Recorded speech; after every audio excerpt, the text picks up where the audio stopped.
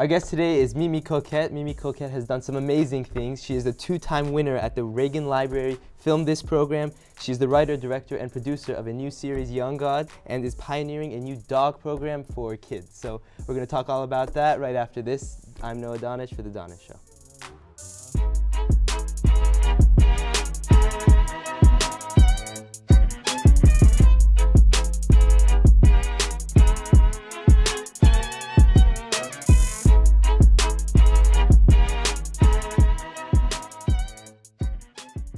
Mimi, thank you so much for speaking with us today. Thank you so much for having me. I'm so excited to be here. So we have so much to talk about. I first want to talk about how you won the Reagan Library Film Program twice. So can you tell me about what that was like? Of course. I was so nervous the first time my mom brought the subject up to me to film this program, because the only editing I'd done on films was small videos of me riding my horses. And so to actually go to do a week-long program to make a documentary film at the Reagan Library with professionals was kind of scary to me. But being able to have that experience and all the pressure that we had to stand up to and working in a group and learning all of these new things was so much fun. And then after you have to go through pitch meetings, you have to interview people, you have to find the subject that you want to do. And you have to find an angle to tell your documentary, even though it's already been done for you. So for those that don't know, what kind of documentary do you have to make for this Reagan Library program? There is a subject. So it's the first time I did it, it was presidential firsts, and we had to pick a topic that had to do with presidential firsts. So I did the first televised presidential debate between President Kennedy and Nixon in 1960. And it went off to be judged at film festivals, and then it came back to the Student Film Festival, where me and my group won Best Overall. Wow. And so I want to go back to how did you get to this place where you were able to win, first of all? You mentioned that you rode horses and you made videos about that, but how did you get to this place where you were winning these documentary awards? It's been a whirlwind, but getting there, I had a lot of help and a lot of support, and just being open to learning, I think, was how I got there and how I got the bravery to do that program, and being able to do the pitch meeting and then being denied for something, or being able to go back the night before and recreate the documentary for it to make sense. And then we had to preview it to everybody, and they liked it or they didn't. But getting there was a very big process for me. Of course, the whole thing, you have to work with others, you have to make sure that you incorporate all these other ideas. It's a very important thing to making sure that these come out correctly. Mm-hmm.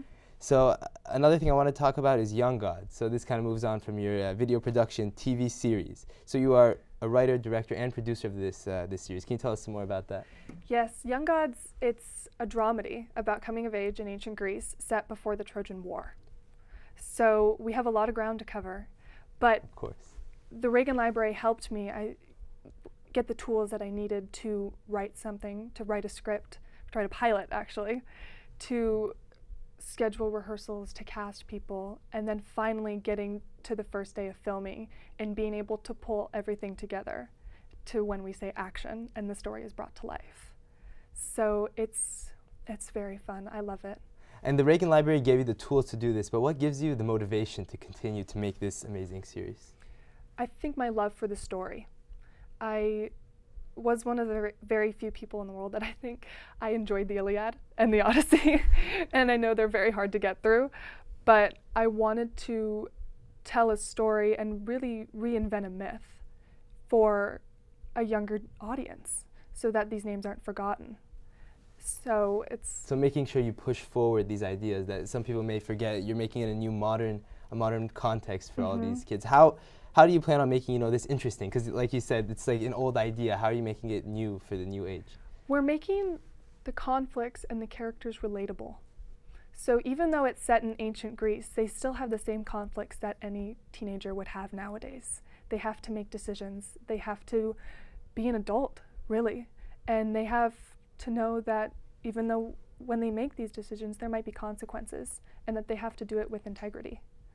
And so the storyline obviously is a very hard part of making this TV series come to life. What is another very difficult aspect of making sure that this comes to reality? Making sure I'm making sense is a big thing. Because we're doing an angle that's never been done before, a prequel, we don't really know anything about these characters when they were young. They were teenagers once, and that's part of the motivation is we know them during the Trojan War, but what were they like as teenagers? And that's always really fun. So making sure that it's fun and that it makes sense and that people aren't going to watch this and think, oh, it's just the Iliad, because it's not just the Iliad, I promise you. And so who are some people you're working with to make this come to life also? My co-star Ben Campbell, who plays Hector, he is a big part in making this happen. He's not only is he Hector, he's also producer. He helps with casting. So he's a rock, he's my rock. But also my mom is a lot of help, and she's given me the tools growing up to be the person I am today. And I think that a lot of where this determination comes from and the love that I want to do right by this story really comes from her. And she's given me everything. Wow. So who have been some of your mentors, including your mom, that made you to who you are today? My horse trainers. I'm an equestrian. I also have a competitive horseback rider. And so being on the competitive horse show circuit, you really have to have an edge to you. You have to have nerves of steel. And so my horse trainers have given me that when things get bad or when there's pressure on you, being able to hold up to it. And so about horse racing, horse riding, a lot of people don't have that experience. What would you characterize that as, riding a horse and being a professional equestrian? What would I say about it? It's so much fun. I've been doing it since I was 3. So I was on the FEI team for the Junior Olympics. I went internationally. But being able to have a bond with another animal and you don't speak the same language, and being in tune with each other is really a beautiful thing. Speaking of animals, another program that I mentioned at the beginning is that you're pioneering a new dog program. Mm-hmm. So could you kind of explain what that is about? I just got a puppy, and I want to implement a therapy dog program in Ventura County in the court system that allows therapy dogs to go in with kids when they have to testify in front of a judge against their abuser. And it provides comfort. It's not known that the kids don't know that they can take dogs in there. They give them a teddy bear.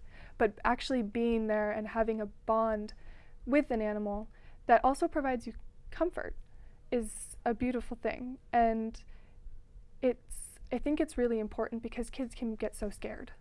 And being able to have, to pet the dog and just being able to hold the dog is enough. So while the children are testifying, they can be with the dog to give them comfort so that they'll feel more emotionally stable when they're being able to do that. That's an amazing program. What gave you the idea to go on this? Growing up, I went through something very similar to what these kids go through. And so having that firsthand experience and not knowing that I could take a dog in there or that I could be with something that could have helped me. I wanted to give back. So what steps are you taking to make this come to life, this program? First, I need to train him. So he's only a 12-week-old puppy. Oh. Yes, he's very new. Yeah. I have to train him. I have to go to the court system, let them know that I'm there, and go in front of a board, stuff like that, and really make it known that I want to do this. And I already have a dog. I'm already on call to be with these kids. But I also want other people to know about it so that they can train their dogs. Or maybe they already have therapy dogs that are trained and they just don't know that this could be a possible job for them. So getting other people involved into this to make not only an impact with one, but yes. among the whole community. Mm-hmm. So how do you have time to do all of this stuff? Because you're doing so many amazing things. The horse riding, creating a whole TV series, the dog program. How do you make time to make sure that you can dedicate to all of these? I'm really good at scheduling.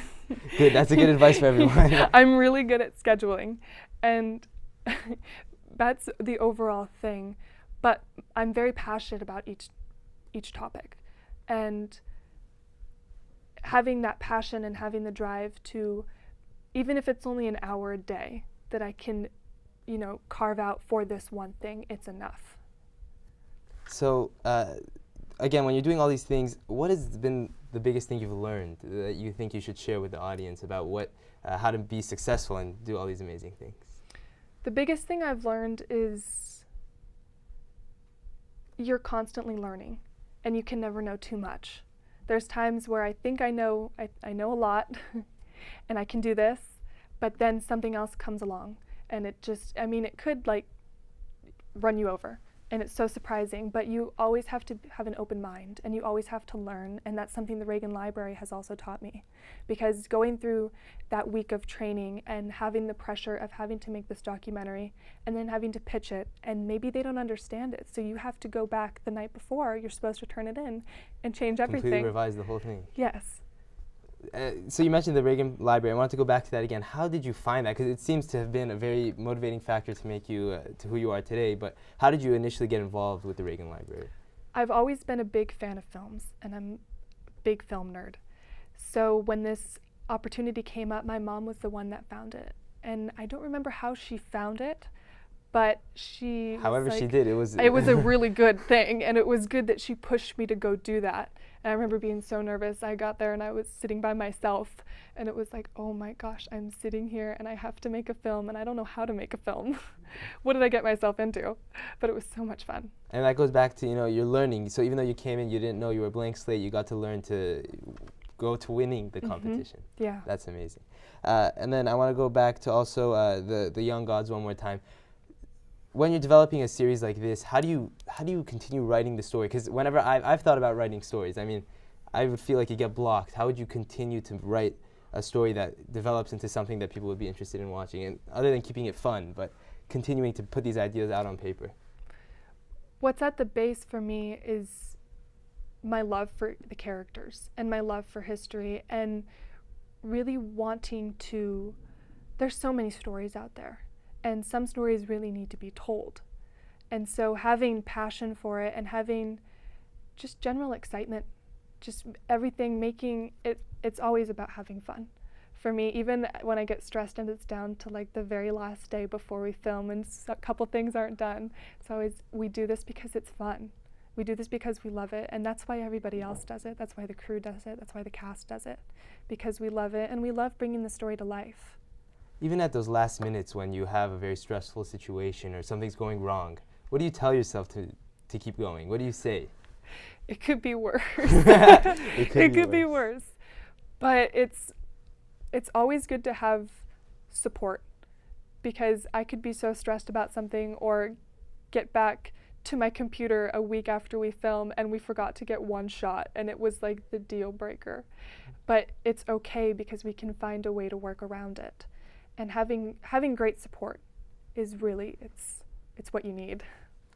And then also, so people who aspire to be a writer, director, or producer, what qualities do you think that they should have? And if they don't, what should they work on to become a writer, producer, director? I think being honest with yourself is a great thing to have, because how can you know, you have to know yourself before you can know another character. And I write these characters, seeing people day to day, character studies. That's how I get, little things, little mannerisms, maybe how he holds his head or how he, fidgets with his hands or something. It's always, I'm inspired by day-to-day life, and I see so many characters a day, just even going to the grocery store, that really inspire me, you would be a good character in a movie one day. So you're pooling all your knowledge. Wow, that's amazing. So you're pooling all your knowledge together from just your day-to-day interactions. You're taking those and being able to implement those into real-life scenarios on the screen. And remembering funny stuff. There's so many funny things that happen on set, on and off camera, that I'll remember way down the line, where if I have to think of a funny anecdote in a movie, it's like, well, that happened to me about 13 years ago. And then you can put it right in. That's amazing. You have a whole treasure trove of knowledge to stick in there. Yes. How do you keep going on adventures? Because again, going horse riding, there's all this amazing stuff. How do you get all those treasure troves of adventures? How do you go on all of those adventures, basically? I'm very lucky to have a mom that's also up for all the adventures. and I'm very adventurous. So it's, well, we should go here this weekend. Okay, sure. Whatever you want. I'm completely supportive. It's having someone that's equally as adventurous is very awesome. It's very fun. That's great. And where can people find Young Gods when they want to watch it? Where can they go? It will be on YouTube. It'll be on YouTube. We'll have that linked. When is it going to be ready to go?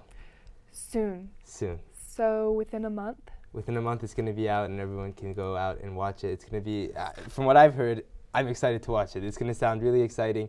I think it should go into all English classes too. I think it'll be a good addition to the course curriculum because, again, like you said, not many people like the Iliad or the Odyssey, but having this whole background, this whole prequel idea, I think would be a good idea. So my English teacher, we're going to get that in there.